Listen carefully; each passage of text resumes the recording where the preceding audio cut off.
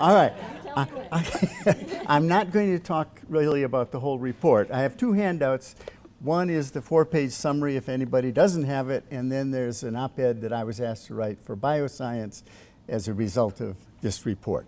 I want to talk to you about how this report relates to what you're doing and your grand challenge. How can we integrate field science with the arts and humanities to address the complex questions posed by ecological dynamics, and at a practical level, how can we apply the different tools, worldviews, and philosophies of these disciplines to envision and solve complex problems? The other important concept that came out of this report of ours, I think, is convergence. Field labs have been doing convergence for decades, in some cases for more than a century. The National Academies discovered convergence about 8 or 10 years ago and had a study about it. It's actually only in 2014. It's an approach to problem solving that cuts across disciplinary boundaries. It integrates knowledge, tools, and ways of thinking from life and health sciences, physical, mathematical, and computational sciences, engineering disciplines, and challenges that exist at the interfaces of multiple fields. The social sciences, the arts, and the humanities are missing from that, and they need to be added because I think they are key to solving today's problems. In our report, we did include the social scientists, but we also missed the arts and the humanities. I corrected that in my op-ed in bioscience. So this is one of the recommendations from our report. Field station leaders should identify and support the development of scientific and educational assets that harness their station's unique qualities to address local, regional, national, and global challenges by bringing together scientists in a number of disciplines, including the social sciences, through what is now called convergence. And as I mentioned, we still, in our report, we missed the arts and the humanities, but I did put that in my op-ed. The other recommendation that's relevant to what you want to do, I think, is the one on page 44, that field stations should seek opportunities for networking that make scientific, educational, etc. And so what I would like to use my time for is to see if I can help you figure out strategies to combine these two recommendations that respond to your grand challenge. Now, it's clear from the discussion that I heard over breakfast, you're already doing many of these things, but this is the only presentation I've got, so I'm going to stick with it. So, all right. I think, first of all, we have to recognize that the problems that we are dealing with today are fundamentally different than the problems many of us dealt with when we were in graduate school. These are called wicked problems. They're problems that don't have nice, neat solutions. In fact, they don't have solutions at all. There's no silver bullet to any of these so-called wicked problems. They cross disciplinary boundaries, and if we really do our work well and surround them and take the time to formulate the problem in all of its dimensions, you can manage them to keep them within bounds. So instead of a silver bullet, you're looking for silver buckshot, and the goal really is to minimize regret. And it's interesting, some of you, somebody I think was saying they were in Baltimore, H.L. Mencken was a wonderful, grouchy old newspaper person. And one of his quotes was, "Every human problem has a simple solution, neat, plausible, and wrong." And he's right. Art and science, there are two different modes of knowing. Art evokes emotions, science works to convince. And the physicist and string theorist Brian Greene wrote that the arts have the ability to give a vigorous shake to our sense of what's real, jarring the imagination into imagining new things. And I think if ever we needed a jolt, it's now. It's a figure that I've been using now for 25 or 30 years. I think the challenge that we have is to drive the discussion up this value chain, from data to information, knowledge, wisdom, and finally to action. The domain of science is down here in the data information. That's where scientists do their best work.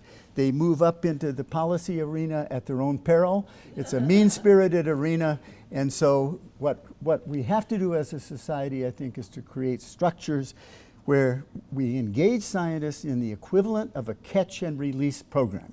You bring them in, and then you release them. They go back into their own area. But I think what's really, for me, is important is it's the arts and the humanities that get through the branch between knowledge and wisdom. And I understand you've changed that, the wisdom to empathy. Somebody said, mention, and I think that's a good change. So some of you will remember the Myth of Sisyphus. I can relate to this because I've spent most of my life dealing with problems that we still wrestle with today. This poor old scientist pushing the rock up the hill, and that's really what has happened over and over and over. So I think when we look at this value chain, you have to ask, where does the system break down? And it really breaks down not in data. We have more data gathered every year scientifically than when we did the International Geophysical Year in 1957 than we got in an entire year. Data is not the problem. Transforming it into information is complicated, but knowledge is even more powerful because knowledge means you're applying information to a specific location or a specific context, and driving it farther up is even harder. There's a wonderful book a few years ago called Human, the Science Behind What Makes Us Unique. And the statement was made in the book, art allows us to consider alternatives, hypothetical situations, so we can develop plans in advance of dangers. These wicked problems like climate change, sea level rise, are slow in developing. And this means it's easy for politicians and decision makers to avoid them because the consequences aren't going to be experienced during their 2 or 4 or 6 years in office. Art could provide us with some urgency, I think, by helping reveal what alternative futures are at stake and how our decisions over the next few decades will determine what that future is. We work a lot with the Art Center College of Design. I'm a great fan of design. Design, like art, is a way to express ideas creatively, but it's more than just how something looks. It's created for an intended purpose or function. Design is a way of thinking, planning, and problem solving that often is a result of a collaborative or team effort. It's art that works. And I think scientists are just beginning to understand what design thinking is all about. There are books written about it, and it's a powerful, powerful tool. So I think we face the greatest design challenge humans have ever faced in our 200,000 years on this planet. We have fundamentally altered the Earth. With a population of 7.3 billion on our way to 10, we're going to have a world with more people living along the margins. The movement of people into cities and to the coast, those were the 2 largest migrations in the history of humankind, and now sea level is rising and coming to greet us, and we are in harm's way. It is a warmer world, and it will continue to be a warmer world that we will live in. We're going to have a higher stand of sea level. By the end of this century, anywhere from 3 to 5 feet, or it could be more, depending upon what happens to Greenland and to the Antarctic. It will be a world with more frequent and more intense tropical storms, a world with more frequent, prolonged, and severe floods and droughts, and a world with less biodiversity, and it will be a world with more people living in prosperity. And part of the challenge we have is too many people think we're going to turn all this around and make the world the way it was 50 years ago. That's something we cannot go home again. So what's the alternative? I think the alternative is a design problem, and good designs require vision. Working with scientists, artists, and humanists can help us envision different futures and explore alternative pathways to the future, and design can help provide the direction. I have to give you a little personal story here about art. Now, this is with kids. We're one of the leaders in what's called the Coastal Ecosystem Learning Center, 25 aquariums, 23 in this country, 1 in Canada, and 1 in Mexico, and we do these art contests.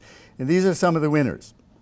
And this was the winners in Smithsonian in Washington, D.C., and this little guy down right here, Daniel, he was the first prize winner in his category, and he entered at our aquarium. And when we, at the break, his grandmother came up to Margaret and me, tears streaming down her cheeks, and she said, I came to this country 20 years ago on a green card, and today I saw my grandson shake hands with the president. Very emotional. All right. So we're talking about creating these collisions between artists and scientists. Most of the ones that we do fall into they fall into the category of elastic collisions. The closest thing in nature to an elastic collision is with billiard balls. And the problem, conservation is, momentum is conserved, kinetic energy is conserved. The two objects go off in different directions, quite unchanged. That's not what we need. And you don't have these collisions at national conferences in the hallway at coffee. You have to create something quite different so that we can create inelastic collisions, where when these two people come together, artists and scientists, they are fundamentally altered and they'll never be quite the same. And we have seen this happen. And